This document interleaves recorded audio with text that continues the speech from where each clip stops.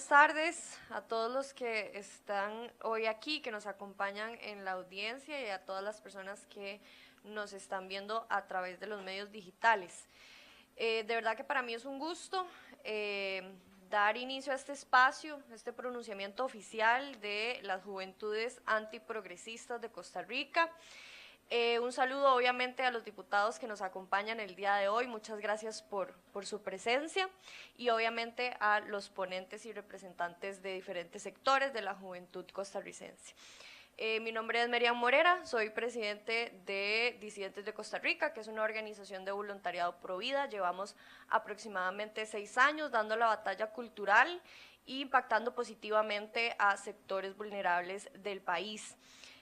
Para mí, como les dije, es un honor, es un gusto abrir este espacio, que es un pronunciamiento oficial de los sectores, pues yo diría que para estas próximas elecciones más determinante, ¿verdad? La juventud, ya varios estudios lo han comprobado, la juventud va a tomar un papel importantísimo, determinante en estas elecciones que se vienen. Entonces, para mí es un gusto que nos acompañen los chicos, y vamos a hacerlo de la siguiente manera.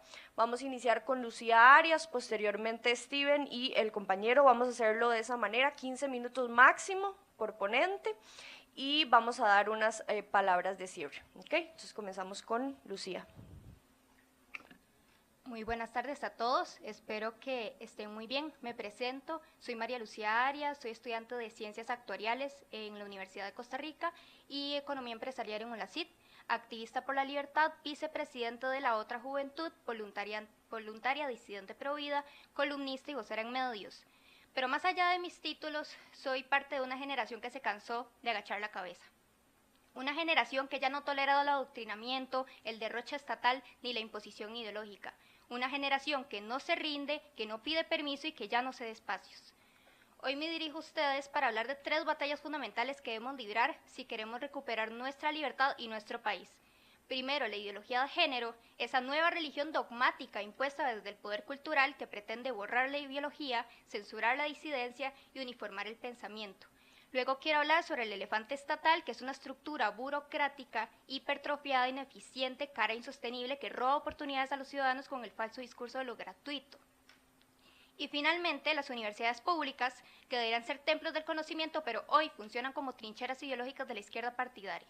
Espacios donde se castiga la diferencia y se financia con nuestros impuestos la propaganda política. Estos son 3 frentes, no son aislados. Son partes de una misma maquinaria, la maquinaria del progresismo autoritario que pretende reeducarnos, endeudarnos y someternos. Costa Rica está siendo invalidada, no por armas ni por ataques, tampoco por ejércitos visibles. La invasión hoy es mucho más peligrosa porque se disfraza de inclusión, se pinta de arcoíris y se esconde en los currículos escolares, en los medios de comunicación, en las leyes y hasta en las propias universidades. Y esta se llama ideología de género. Y es que no nos engañen. Esto sí existe cuando a un niño le enseñan que puede nacer en el cuerpo equivocado antes que aprender a sumar. Existe cuando las leyes te obligan a usar pronombres que contradicen la biología. Existe cuando el Estado se cree con el derecho a decidir cómo criar a tus hijos, cómo hablar, cómo pensar y cómo sentir. ¿Y qué es exactamente la ideología de género? O sea, Agustín Laje lo ha dicho varias veces, ¿verdad? Y eso ha sido uno de los pocos valientes que ha osado desnudarla y la define como un conjunto de ideas anticientíficas que desarrollan la sexualidad humana de su naturaleza y la explican exclusivamente desde lo cultural. Es decir, que no importa qué digan tus cromosomas, tu ADN, tu biología, si te sentís algo, entonces lo sos. Y si no lo aceptas, sos un discurso de odio. Pero esto no es solo una fantasía académica, es una ingeniería social violenta que usa al Estado como garrote para imponer una visión única de la realidad, porque la ideología de género no sobrevive sola, necesita un aparato estatal que la respalde con leyes, la imponga con censura y la financie con nuestros impuestos. Los ejemplos sobran. En España, el gobierno socialista permite que menores cambien su sexo legal sin autorización de los padres.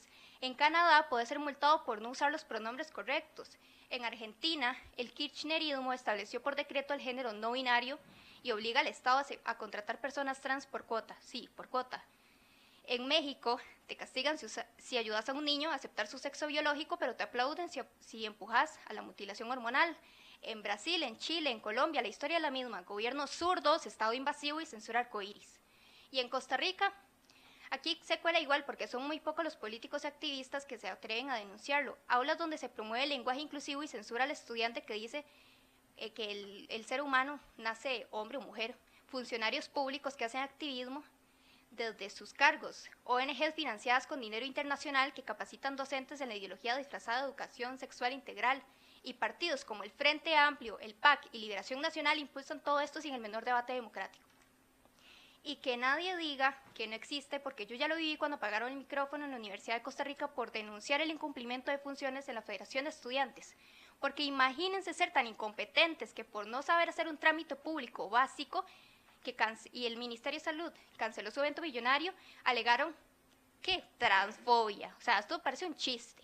Y en lugar de asumir la culpa, ¿verdad?, se hacen las víctimas en las redes sociales. Y lo más indignante es ver cómo estos mismos lloran por diversidad, ¿verdad?, y celebran la censura cuando viene dirigida contra nosotros, como cuando nos quitaron la mesa en el stand Provida en Ciencias Sociales en la Universidad de Costa Rica. Y es que la Federación de Estudiantes de la UCR no deja hacer el ridículo. Organizan talleres de maquillaje drag, picnics drag, festivales de cine queer y hasta le rinden culto a la cultura de la prostitución. Todo con fondos que se sacan de nuestra matrícula. Nos dicen que es arte, que es inclusión, pero lo que vemos son espectáculos donde artistas, aquí en paréntesis, ¿verdad? Bueno, comillas, artistas y talentos nacionales que no son más que hombres disfrazados de mujeres se insultan entre ellos mientras pretenden educar a la sociedad. Pero me atrevería a decir que lo peor fue cuando el feminismo empezó a intoxicarse con ciertas teorías postmodernas, porque nació un engendro ideológico llamado teoría queer, que es una especie de Frankenstein académico que terminó por devorar a su propio creador. Y es que mientras el feminismo clásico al menos necesitaba de un sujeto concreto, o sea, la mujer biológica, como base de su lucha, la teoría queer decidió que ser mujer es simplemente una idea, una emoción, una ocurrencia del día.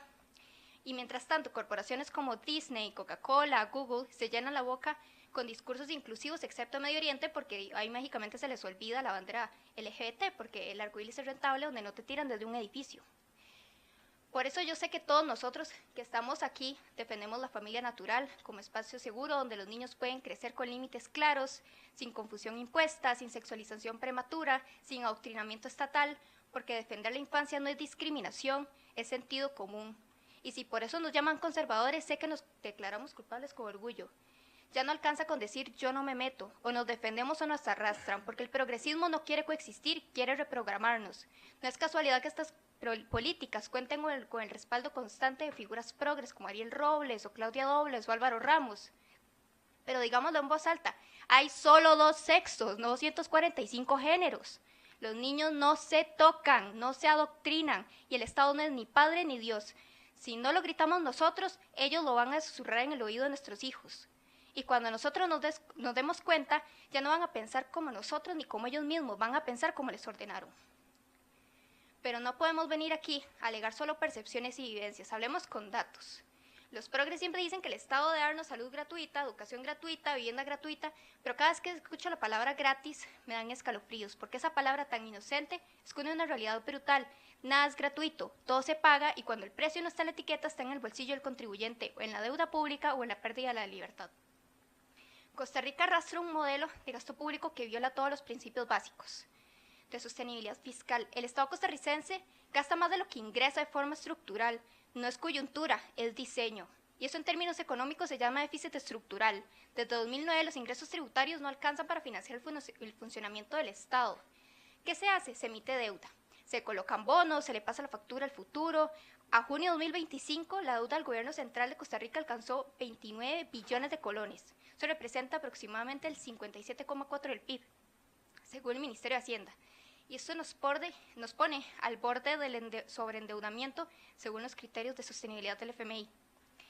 ¿Y quién carga con esa deuda? No los burócratas que la aprueban, no los diputados que la aplauden, la pagamos nosotros, los jóvenes que vamos a trabajar 40 años en un sistema que no tiene cómo sostener nuestras pensiones, los ciudadanos que pagamos IVA hasta por respirar, los niños que nacerán con una hipoteca pública sin haber firmado jamás un contrato. Y es que el problema no es solo cuánto se gasta, sino cómo se gasta. En Costa Rica el 60% del gasto público se va en remuneraciones. Los salarios en el sector público son en promedio 2,2 veces más altos que en el sector privado, para funciones claramente equivalentes. De hecho, esos datos están en el Estado de la Nación, las pueden buscar. Y el sistema está lleno de pluses, anualidades, cesantías abusivas, dedicación exclusiva y dobles beneficios creados para no mejorar el servicio público, sino para apaciguar sindicatos. ¿Cuál es el resultado?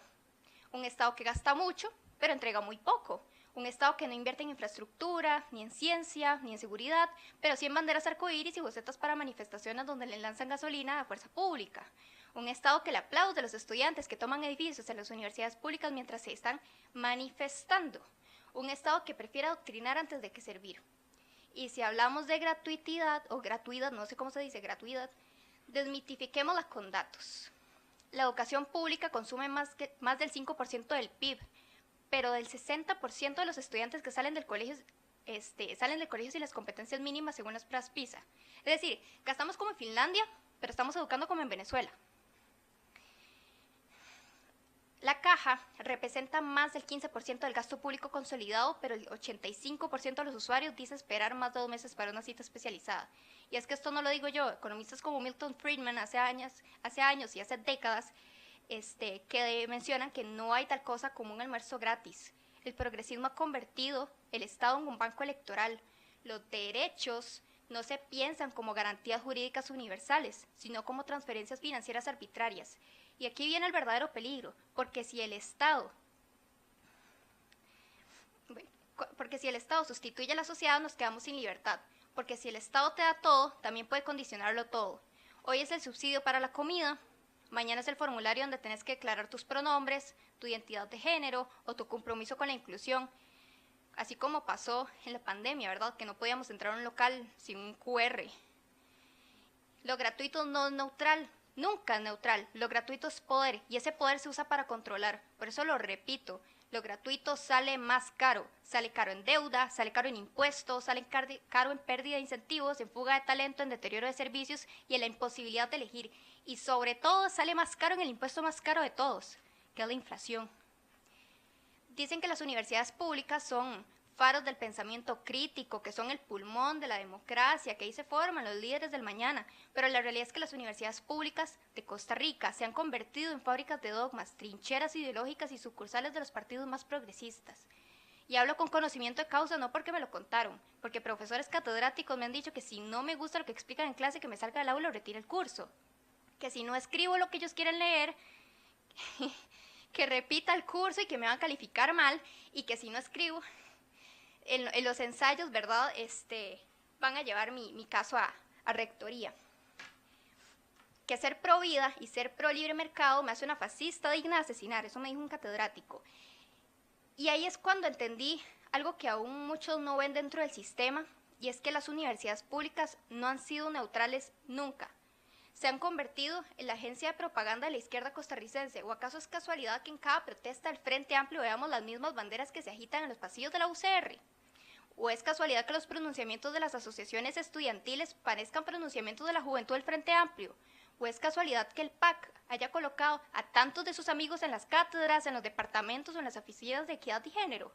Nada es casualidad cuando hay 580.000 millones de colones de presupuesto anual de por medio.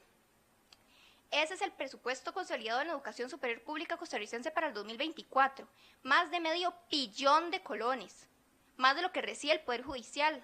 Más de lo que recibe el Ministerio de Seguridad, y todo esto sin que rindan cuentas, porque claro, tienen autonomía universitaria, una palabra hermosa, pero la práctica se traduce en esto. Pueden hacer lo que les da la gana con dinero ajeno. Se gastan millones en investigaciones sobre género que nadie lee, en observatorios ideológicos que producen panfletos disfrazados de papers, en festivales de diversidad donde no hay espacio para la disidencia, en cursos sobre colonialismo patriarcal, arte queer interseccional y análisis de masculinidad tóxica en la poesía afrocaribeña.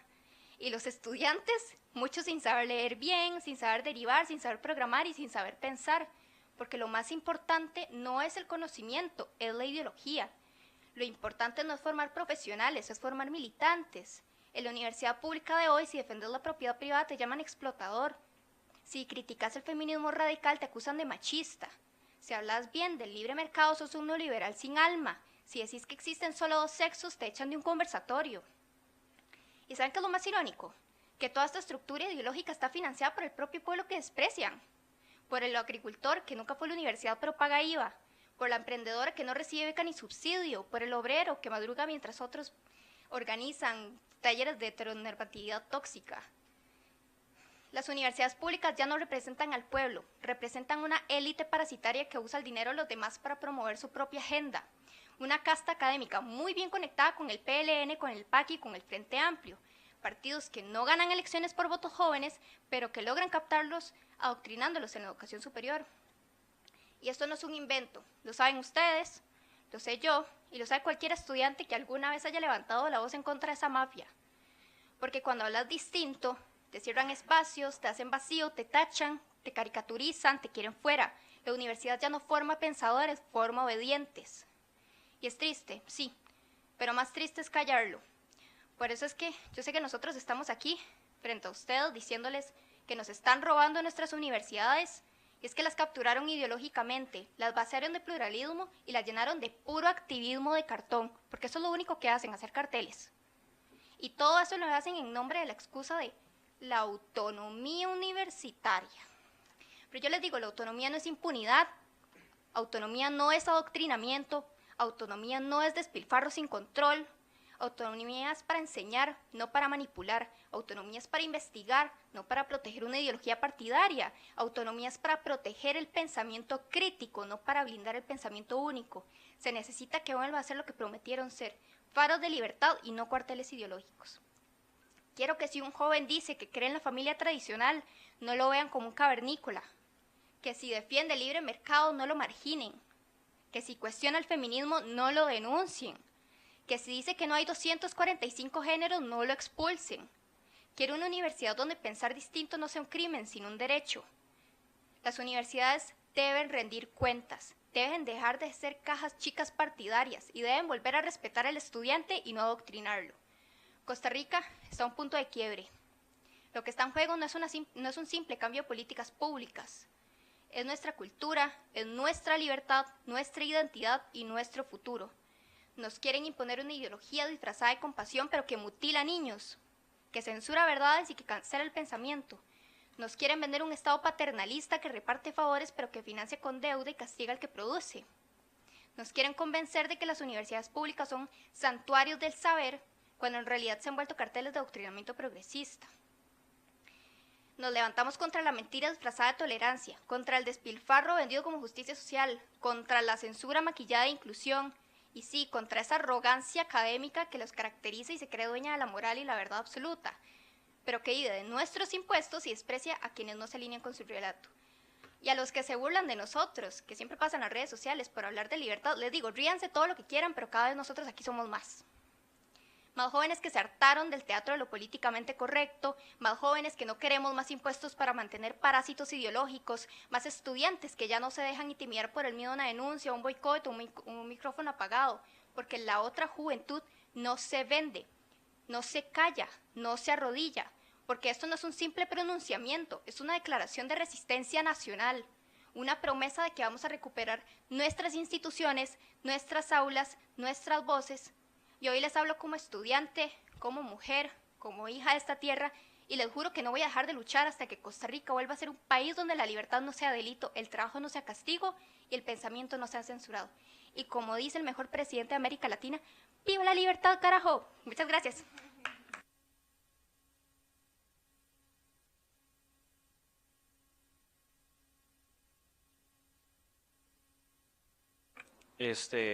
Saludos a todos y gracias a los que nos ven en redes sociales. Mi nombre es Harlan Hoppelman, yo soy un pastor de jóvenes. Llevo aproximadamente casi 4 años pastoreando jóvenes, pero más de 15 trabajando por lo que es la juventud de este país. Con profunda convicción, no solo como pastor, sino como comunicador ciudadano, como papá, como esposo.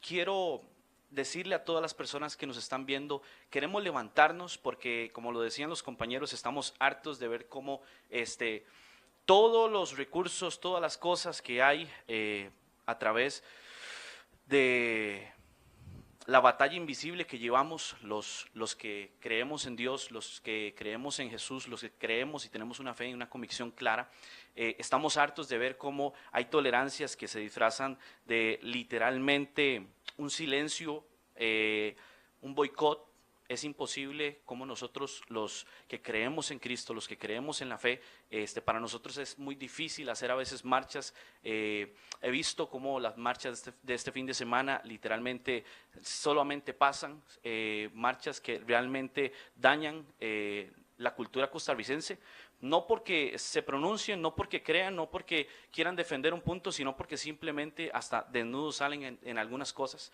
y es imposible para nosotros, los que creemos en Jesús, los que creemos y los que tenemos la fe puesta en Dios, aceptar este tipo de cosas, porque están adoctrinando a nuestros niños. Quiero decirle a toda la gente que nos está viendo: la lucha por conservar la identidad, sus valores, sus principios y fe, la libertad de pensamiento en una sociedad que muchas veces le niega el derecho de expresar sin miedo a ser ridiculizados y censurados. Quiero decirle, desde el área del contenido, por ejemplo, o la creación de contenido, yo he sido atacado por hacer muchos videos que intento mantener una identidad para los jóvenes de nuestro país, a nuestro sector, y he sido atacado por múltiples comentarios de personas de Facebook falsos, de troles, de muchas cosas. Y quiero decirle a toda la gente que nos está viendo que estamos hartos de ese tipo de cosas. Hoy nos estamos pronunciando, vengo a hablar sobre el odio disfrazado de tolerancia, del silencio impuesto bajo la amenaza de la cultura del progresismo y del bullying digital que sufren tanto jóvenes cristianos y católicos o de cualquier credo por atreverse a levantar la voz en defensa de su fe y sus valores.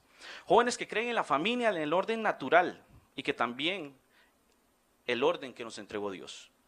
Vivimos en una época donde se exige tolerancia, pero esa misma tolerancia no se aplica cuando un joven cristiano dice: yo creo en el diseño original de Dios, que es la familia. O cuando un joven en la universidad decide defender sus valores con pureza, respeto y verdad, y eso es verdadero feminismo para mí. Quiero decirle, no los que lo han hecho creer los jóvenes de hoy en día.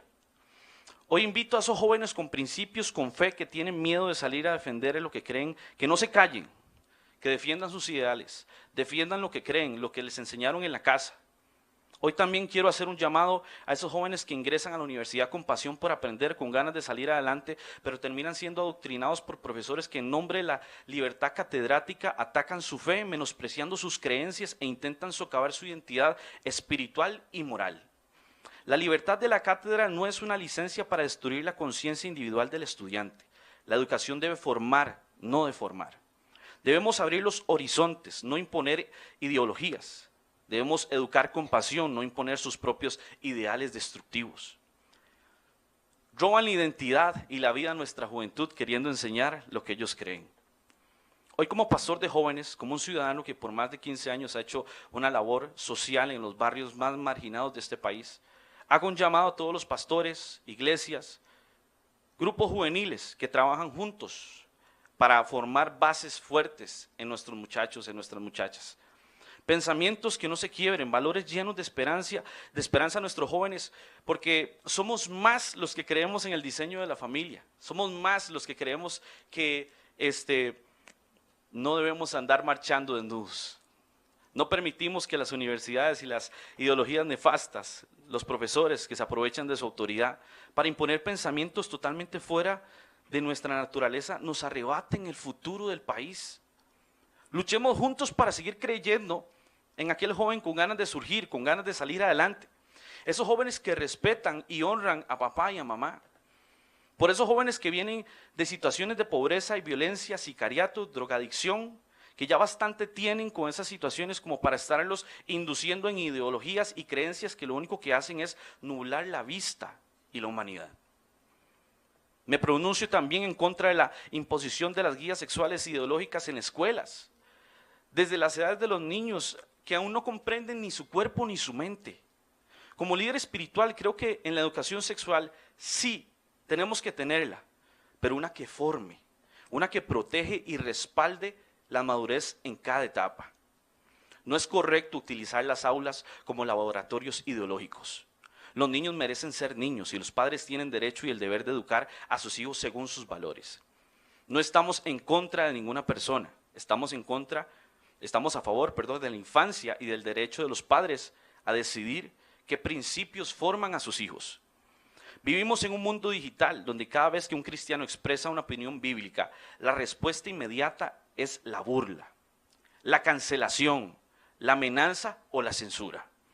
¿Dónde quedó la libertad de expresión? ¿Dónde quedó el diálogo?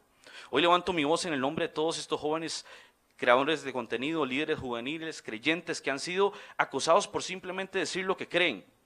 Decir que algo es pecado no es odio, es convicción. Y en una democracia la libertad religiosa también es un derecho humano. Hablar de la experiencia en las redes sociales como pastor es muy interesante. ¿Saben por qué? Porque lamentablemente cuando uno quiere tirar un mensaje positivo, llega un montón de troles a querer desacreditar este tipo de mensajes porque uno no cree de la misma manera que ellos creen.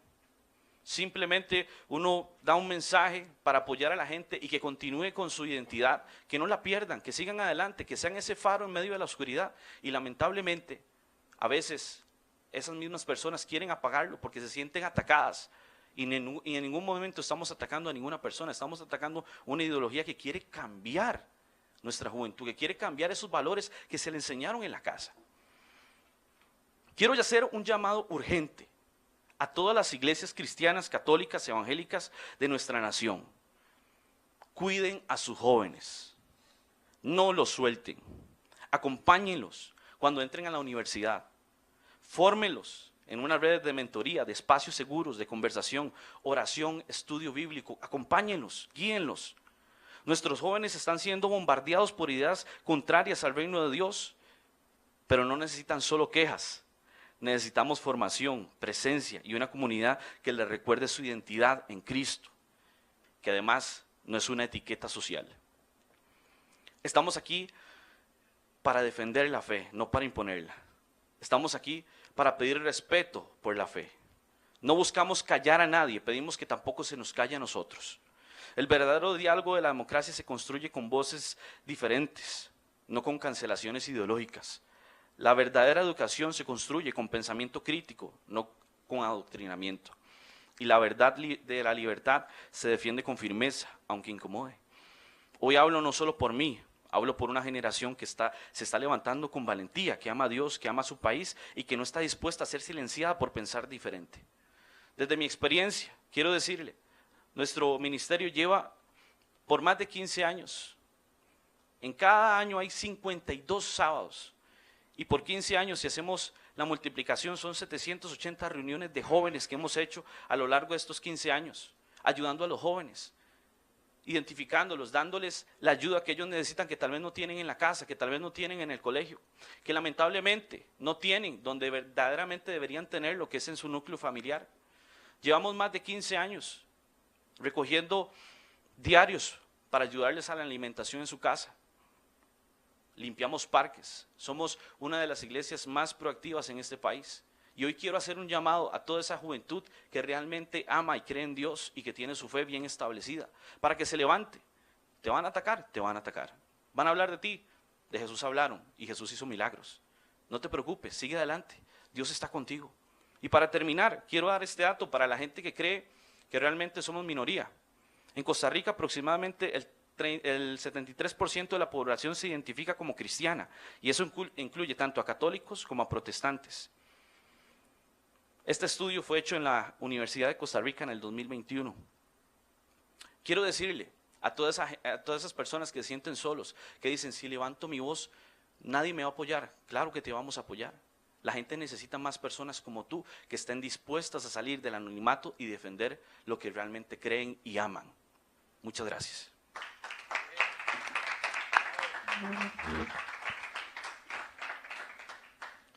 Muchas gracias a los diputados del Partido Nueva República por acompañarnos y a la Juventud Nueva República. Gracias por estar aquí. Creo que es sumamente importante poder alzar la voz con respeto, firmeza y convicción. Nuestra realidad actual hace parecer que defender lo evidente y natural se ha vuelto un acto que requiere de valentía. La sociedad quiere silenciar, adormecer e influir sobre todo en las mentes de nosotros los jóvenes. Alzar la voz, tener valores y convicciones firmes parece que sacude el piso más de lo que la mayoría cree. Se requiere de valentía, porque nuestra postura en contra de la sociedad, lo que la sociedad quiere normalizar, incomoda. Se requiere de valentía, porque nos quieren adormecidos, ciegos y mudos. No silencien señalándonos cuando alzamos la voz, diciéndonos que es un discurso de odio. Qué irónico que cuando se trata de ellos pelean espacios señalando discriminación, pero en nuestra opinión Y nuestra voz, según ellos, sí debe ser silenciada. Nosotros debemos callar y ellos hacerse oír con megáfonos.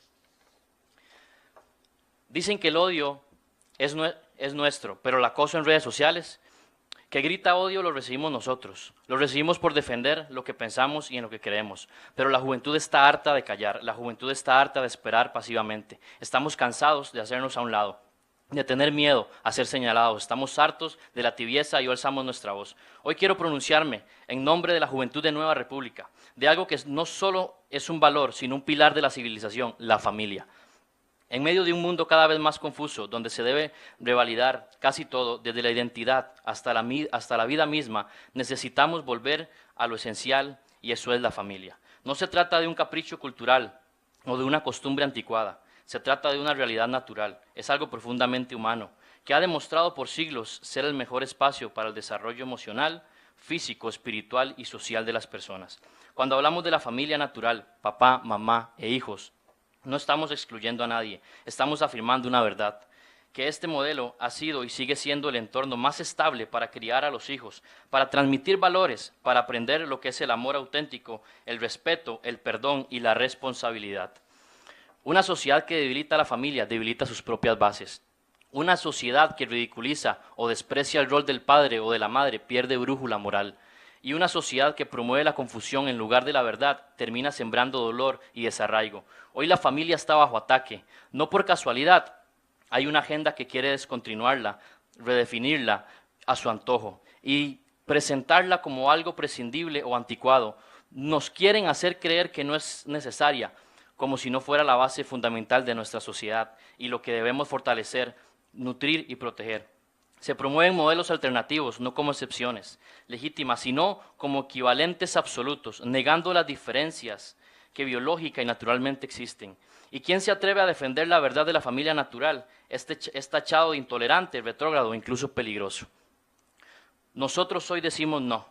No vamos a callar, no vamos a permitir que nos arrebaten lo más valioso, nuestra identidad, nuestra raíz, nuestro hogar. No estamos aquí por odio, sino para incentivar y trabajar para que la familia sea el eje central de toda política pública. En una investigación realizada en Perú por Díaz Dumont y otros, y publicada en el 2020 por la Universidad Nacional Central de Perú, se mencionaba, abro comillas, la familia entonces deberá proporcionar el primer y más importante contexto social, emocional, interpersonal, económico y cultural para el desarrollo humano y, como resultado, las relaciones tendrán una profunda influencia sobre el bienestar de los niños. Es en el seno de la familia donde las personas adquieren competencias, hábitos, costumbres, comportamientos, etcétera, que les permitirán ser personas de bien y afrontar cada uno de los problemas que se les presentan en su realidad social y tengan las herramientas para poder separarlas y solucionarlas en beneficio propio y de la sociedad. En la familia, el espacio donde se trabaja la prevención de conductas inadecuadas, control de emociones, solución de problemas, autoestima, valores, los cuales servirán para formar una sociedad justa. Abramos los ojos, cada día vemos más y más violencia, delincuentes, drogadicción, deserción escolar, sicariato y al mismo tiempo cada día quieren deslegitimar el papel fundamental que tiene la familia dentro de la sociedad. ¿Es que acaso somos tan ciegos para no ver la conexión entre ambos? Muchos hablan de políticas de prevención. ¿Qué mayor prevención que proteger y fortalecer los valores dentro de la familia? Ocupamos políticas que fortalezcan la familia, porque es allí donde se ejerce esa resolución de problemas. Es allí donde se nutre la autoestima, los valores y se aprende de control de emociones. En el seno de la familia, donde podemos prevenir la delincuencia, el narcotráfico y la violencia. Lo que defendemos aquí, Costa Rica, no es un caso aislado. En toda América Latina, cada vez más líderes valientes están levantando la voz para decir con claridad que la familia debe ser el centro de la política pública. En otros países se han promovido leyes en defensa de la vida, la familia y los derechos de los padres sobre la educación de sus hijos. Se han impulsado propuestas legislativas que reconocen a la familia como la base estructural de la sociedad y ha exigido que el Estado la proteja, la fortalezca y la promueva con todas sus acciones. Sin duda, esto nos recuerda algo fundamental, que una política con principios es posible, que sí se puede legislar con valentía, con verdad, con amor, por el bien común, sin ceder a las presiones ideológicas del momento. Y nosotros, como Juventud Conservadora Costarricense, decimos con fuerza, Costa Rica también merece y necesita este tipo de liderazgos, cada vez más presentes y en aumento. Celebramos que haya personas valientes que alcancen la voz que alcen la voz por la defensa, la vida y la familia, que pongan el pecho sin miedo a recibir las balas y que no se dejen sacudir ante esas presiones de grupos ideológicos que requieren normalizar lo que es natural. El partido Nueva República ha demostrado coherencia y compromiso con los principios que hoy estamos defendiendo: la vida, la familia y la libertad. Proyectos como el expediente 24.833, Ley de Protección al Niño en Gestación, es un ejemplo de ello, en el cual se reafirma algo que la ciencia y la conciencia no pueden negar: que la vida comienza desde la concepción y que ella es inviolable. O como el expediente 24.815, Ley para flexibilizar la salida del país de obligados alimentarios, el cual aborda un tema de justicia familiar, proponiendo que las restricciones de salida del país se flexibilicen para padres responsables de manera que no se conviertan en una condena eterna. No se trata de evadir responsabilidades, sino de respetar los derechos de quienes cumplen, promoviendo un trato justo y teniendo siempre como enfoque el interés superior del menor. O bien el expediente 24.788, Ley para tutelar la objeción de conciencia e ideario, el cual protege nuestro derecho a decir no cuando una norma política o institución nos obliga a actuar contra nuestras creencias. En universidades, colegios o lugares de trabajo, la libertad de conciencia y de fe no puede ser cancelada. A diferencia de estos y muchos proyectos más dignos, también de destacar, de dicha bancada, tenemos el otro extremo totalmente, por ejemplo, la ley trans, que en realidad representa una amenaza al principio fundamental del bien superior del menor de edad, ya que introduce conceptos de identidad y expresión de género que pueden generar confusión durante las etapas más sensibles del desarrollo infantil. Permitir que personas menores de edad modifiquen su nombre y género registral podría llevar a decisiones prematuras e irreversibles, que no siempre responden a una comprensión plena de su identidad. La prioridad debe ser proteger a los niños, a los adolescentes en su proceso natural de maduración, sin exponerlos a ideologías que relativizan el valor objetivo del sexo biológico. Asimismo, este proyecto pone en riesgo la estabilidad y los valores tradicionales de la familia, al abrir paso a legislaciones que promueven una visión subjetiva y fragmentada del ser humano. El reconocimiento legal de las múltiples identidades de género no solo complica la aplicación de políticas públicas claras, sino que también socava el rol de los padres como primeros responsables en la formación de sus hijos. La familia como núcleo esencial de la sociedad debe ser fortalecida en su tarea de educar con base en principios claros, la naturaleza humana, y no desplazada por una normativa que puede generar divisiones y confusión dentro del hogar.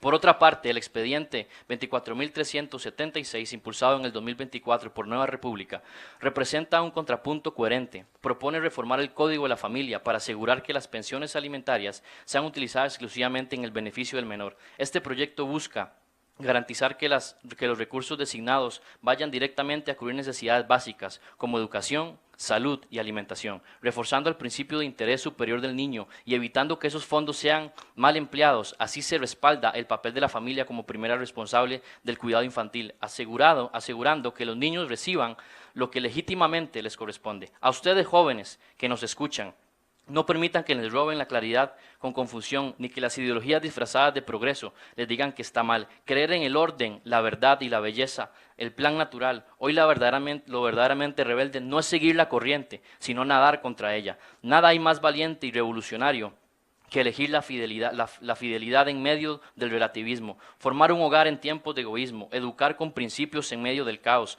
y amar con compromiso en una cultura que promueve el descarte. A los padres y madres de este país les decimos gracias por su entrega incansable, su trabajo muchas veces invisible en la columna vertebral de la patria. No se rindan, su siembra silenciosa sea la semilla de una Costa Rica con valores. Nuestro país no necesita más ideologías que dividan a nuestros niños ni narrativas que distorsionen la identidad humana. Costa Rica necesita familias fuertes, hogares donde se enseña a pensar con razón, a amar con propósito y a vivir con responsabilidad. Necesita hombres y mujeres valientes que abracen el rol como madres, padres e hijos, con esperanza, con fe y con verdad. Nosotros como Juventud Conservadora hoy alzamos la voz y hacemos un compromiso firme a la verdad con la libertad y con la familia. No vamos a ceder, no vamos a escondernos, no vamos a avergonzarnos de defender lo que es bueno, lo que es justo, lo que es verdadero, porque una nación no se construye con consignas vacías, sino con hogares vivos, donde hay un padre, un guía, una madre que protege y unos hijos que crean en el amor y en verdad ahí renace. Soy una persona que desde los 12 años he conocido a Cristo, pero que en mis pequeños años en juventud Viví en una familia disfuncional, pero con un padre presente, con una madre presente, con valores, con principios. Yo no me voy a callar. He sido un joven que ha luchado contra la drogadicción, un joven que ha luchado contra muchas cosas, contra la violencia en mi querida Alajuelita. Y no voy a seguir permitiendo que las ideologías me callen. Voy a seguir hablando, voy a seguir construyendo, voy a seguir haciendo política y voy a seguir amando este país para que no se vaya. Así que defendamos la familia, defendamos Costa Rica, defendamos la verdad. Muchas gracias.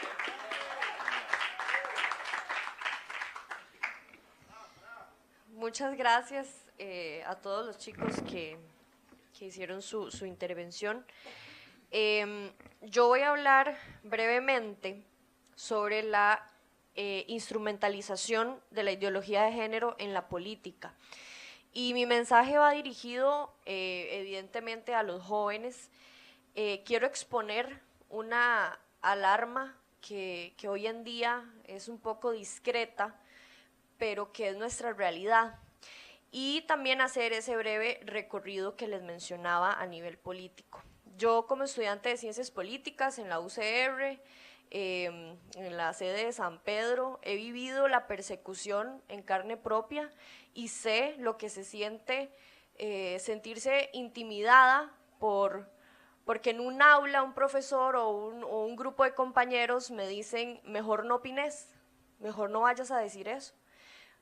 Porque te pueden evaluar diferente, ¿verdad? Entonces, entender ese contexto es importante y saber que muchos jóvenes están pasando por eso, ¿verdad? Este tema de la espiral del silencio que hay que romper en las universidades es importante exponerlo.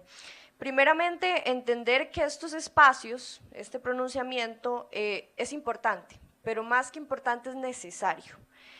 Porque mientras muchos jóvenes se meten a las redes sociales, a TikTok, y prefieren informarse con Paola Monge o Alex Badilla, o con esos pseudomedios de comunicación como No Pasa Nada, vemos un claro derrumbe en el criterio propio de los jóvenes, y vemos cómo nos vamos hundiendo como país y como generación en una doble moral, en una economía completamente frágil y una política completamente añeja también. Lo más grave de esto es que pues los jóvenes, y me incluyo porque en algún momento yo también me mantuve al margen de toda esta situación, de todo este contexto, pero no es justo ni para nosotros ni para quienes siguen después mantenernos al margen. Lo más importante es que la política sí nos afecta, y creer que no es caer en la ignorancia. Ese es el grave error. Sí nos importa, sí nos afecta, y no aprovechar este contexto sociopolítico sería un desperdicio total. Voy a ir por puntos. ¿Dónde estamos parados? Bueno, nos enfrentamos próximamente a un panorama electoral crucial, esto lo sabemos, donde los estudios más actuales nos han dicho y nos indican que la juventud tomará un protagonismo importantísimo, y que la juventud creyente, como lo decía el compañero, en estos últimos 4 años ha ido en aumento. Ese es un punto clave, una juventud que cree en la familia como la base de la sociedad, que cree en la libertad con responsabilidad y en el trabajo digno, la soberanía y el mérito también. Cada vez más la juventud se está apartando de esta visión progresista que se disfraza de compasión, pero que obviamente siembra dependencia, división, victimismo y resentimiento, como lo hace la izquierda populista representada por el Frente Amplio. Veamos solo algunos ejemplos de lo que esta ideología ha promovido aquí en la Asamblea Legislativa. En primer lugar, la Ley de Subsidios a Mujeres de Víctimas de Violencia de Género, un proyecto de ley que suena noble, que busca dar una pensión mensual a mujeres que denuncien ser víctimas de violencia, pero sin embargo incentiva la cultura de la denuncia sin garantías de un debido proceso. Se le abre la puerta a abusos, a denuncias falsas, que sabemos que en muchos países es algo común y que sucede y se ha evidenciado, y a destruir obviamente la presunción de inocencia de cientos de hombres. Segundo, se crea un sistema de dependencia estatal, no de empoderamiento como ellos dicen que es. No se fomenta la autosuficiencia, el trabajo, la educación, sino que se fomenta el subsidio como forma de vida. Denme todo gratis, básicamente, ¿verdad? Que es el discurso de ellos. Número 2, la reforma en el lenguaje inclusivo en el Estado. Se está discutiendo que el lenguaje oficial de las instituciones públicas deba adoptar términos como todes, compañeres, diplomades, etc. Ya lo hemos escuchado varias veces, imposible no reírse cuando alguien dice eso. Y bueno, y todo este tema de la distorsión lingüística. ¿Qué buscan con esto realmente? Porque sí, nos puede parecer muy gracioso y nos puede parecer hasta inocente y que no causa ningún daño, pero en realidad esto lo que busca es imponer una visión ideológica radical, incluso en cómo hablamos, y ese es un intento de adoctrinamiento cultural claro. Es como se nos advierte que si se controla el lenguaje, se controla la conciencia de la población. Y el punto número 3 es el tema que mencionaba también el compañero sobre la educación sexual con enfoque de género, con enfoque ideológico de género. Hace poco, antes de la marcha del Pride, estábamos viendo cómo la Defensoría de Habitantes solicitó al gobierno instaurar nuevamente las guías sexuales, ¿verdad?, con el enfoque de género. Este proyecto pretende imponer en escuelas y colegios contenidos como que el sexo biológico no determina el género, que la identidad puede cambiarse, que los niños pueden explorar su expresión de género desde pequeños, el tema de la autoestimulación desde cuarto de escuela, el Estado que no tiene derecho de, entendemos también que el Estado no tiene derecho de suplantar a los padres, sino más bien lo que se busca es que la educación sexual exista, pero con valores, conciencia y obviamente con respeto a la familia. Ahora hablemos precisamente de algo que puede llegar a ser polémico, pero a mí me parece fundamental, y si estamos en este espacio y si estamos en la Asamblea Legislativa hay que hablarlo. Hay que hablar sobre el peligro, digamos, el peligro que se entiende solo por entender que existe el partido Frente Amplio. Ya eso es un peligro para Costa Rica. El Frente Amplio representa un caballo de Troya del progresismo radical en nuestro país, defienden el aborto como un derecho y sabemos obviamente que la norma técnica es inconstitucional. Munive hace unos días se pronunció al respecto, respaldando que la norma técnica sí era constitucional y que se debe más bien de continuar la norma técnica, y nosotros entendemos lo contrario, que la norma técnica debe de terminar, debe de quitarse por completo. Entonces, bueno, también además de eso quieren imponer cuotas, ¿verdad?, de género, el tema de cambiarse a nivel registral el género, y entender que ellos más bien lo que quieren es dividirnos y no unirnos. Su modelo económico se basa en más impuestos, más subsidios, menos libertad, más burocracia, menos empresa, y mientras hablan de la inclusión, excluyen a cualquiera que piense diferente, ya lo bien dijo Lucía, ¿verdad?, tachándonos de machistas o de retrógradas. Finalmente,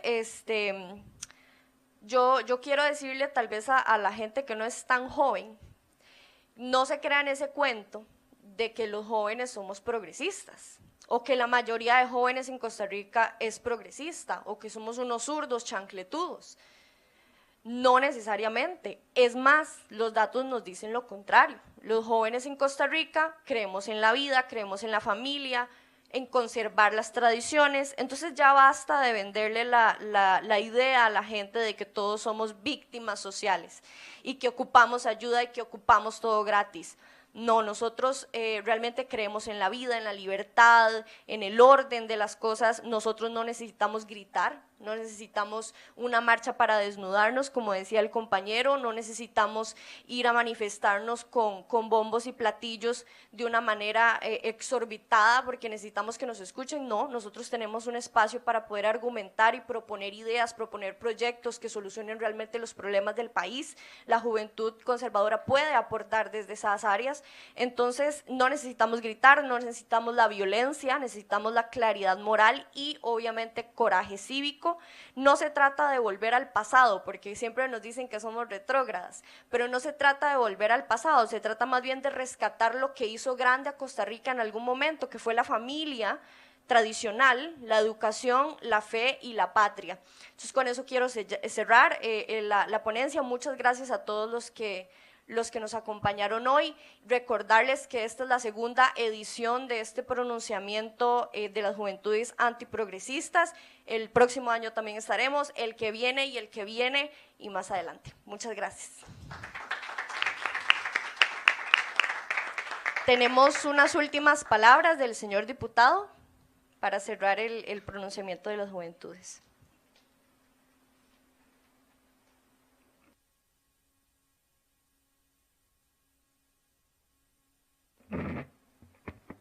Muchas gracias. Bueno, muchas gracias. De pronto, entre tantos jóvenes, más de uno se puede estar preguntando, ¿y estos qué hacen ahí, verdad? Pero estamos acá porque por alguna razón Dios nos puso a liderar un proyecto en el cual cada vez tenemos más esperanza, que se llama Nueva República, aquí en la Asamblea Legislativa, pero no es suficiente con un partido político pro vida, no es suficiente con un partido político conservador. Necesitamos las organizaciones de la sociedad civil, hoy representadas en disidentes, en la otra juventud, hoy representadas en un pastor de jóvenes que ha hecho un trabajo extraordinario junto con sus padres y junto con su iglesia en una comunidad que todos conocemos ha sido golpeada por la delincuencia y el narcotráfico, como lo que es Alajuelita, y así necesitamos ver multiplicado el mensaje pro vida, el mensaje conservador en este país.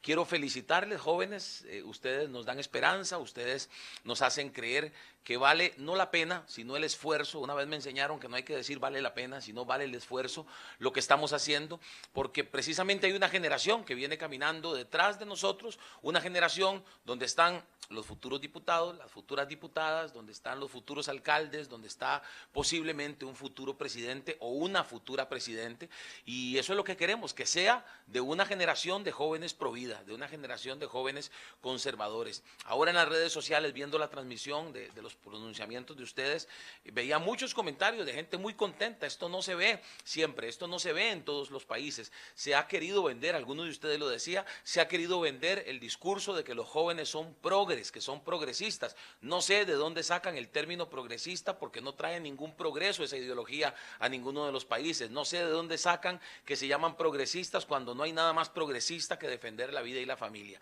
Así que felicitarles, sé que pues estoy seguro que para nosotros como Nueva República es un privilegio estar de la mano con ustedes y trabajar de la mano con ustedes.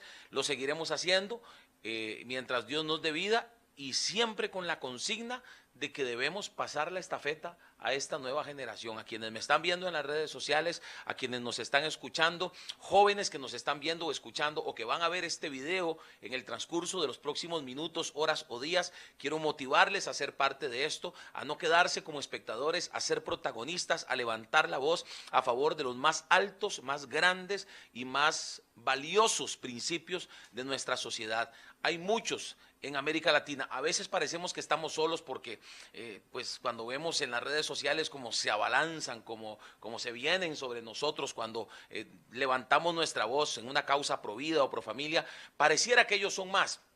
Lo que pasa es que son más agresivos, son más violentos, son más amenazantes, pero un día decidimos, éramos un grupo pequeño en ese tiempo, decidimos no quedarnos callados, no dejarnos amedrentar y seguir adelante con la lucha, con el levantar la bandera de estos principios y valores. Lo invitamos a ser parte, no le estoy haciendo una invitación para ser parte de un partido político, aunque sí tengo que decir que Nueva República es la única alternativa que hoy existe en este país, realmente defensora de la vida, de la familia y de los principios y valores que han hecho grande a este país. Pero esta invitación no es a ser parte de nuestro partido político, sino a no permitir que te pongan una mordaza, a no callar, a seguir adelante en la defensa de estos principios y valores, porque no podemos permitir que Costa Rica se pierda. Costa Rica es de la gente buena y vamos a recuperarla. Que Dios les bendiga y gracias, de verdad, muchachos, los felicito. Son extraordinarios. Gracias.